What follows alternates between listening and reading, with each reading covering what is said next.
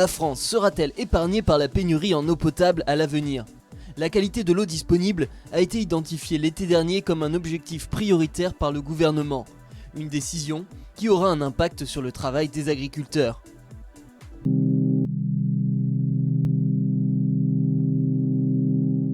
Le MAC du biocontrôle s'est rendu dans le Loiret où des actions sont menées pour réduire l'usage des produits phyto sur l'intégralité des activités agricoles du territoire, en vue d'améliorer la qualité de l'eau disponible.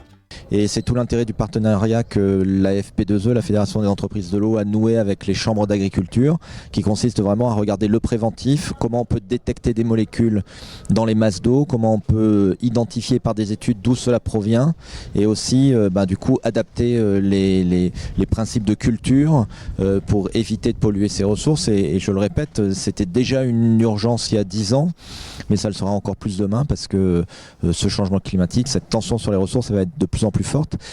Sur le Val d'Huy-Loiret, le bassin d'alimentation des captages d'eau potable représente 30 000 hectares, une surface sur laquelle environ 300 agriculteurs sont concernés. Alors dans les zones d'alimentation de captage, les pratiques agricoles actuelles peuvent présenter certaines externalités négatives, et notamment vis-à-vis de l'utilisation de certains produits phytosanitaires.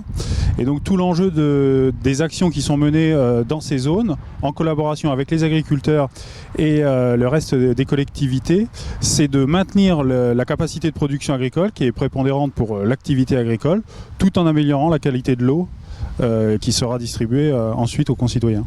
Les agriculteurs se retrouvent en effet au centre du jeu, puisque sur les 3000 aires de captage d'eau potable qui ont fermé ces 20 dernières années, 20% d'entre elles l'ont été en raison de pollution agricole. Pour ce producteur du département, qui produit sur 20 hectares des fraises, des poires, des pommes et des cerises, cela implique des investissements et du temps supplémentaire pour limiter au maximum l'usage de produits chimiques. En méthode alternative, nous avons déjà le désherbage mécanique. Donc on a acheté du matériel, donc un interplanète de vent qui travaille le sol superficiellement en dessous les arbres. C'est une brosse métallique, donc ça coûte environ 15 000 €. Donc ça nous permet de garder l'enherbement naturel qui favorise aussi l'installation des prédateurs, qui est utile pour lutter contre les ravageurs des pommes et des poires. Après, en autre méthode alternative, on a installé cette année des filets insectes-proof en cerisier.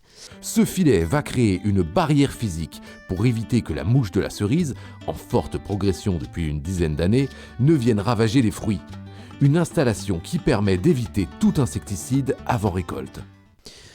Donc c'est un investissement aussi très coûteux, ça coûte 50 000 € de l'hectare en matériel et environ 5 000 € de main d'œuvre, c'est très très long à poser, donc environ 300 heures hectare.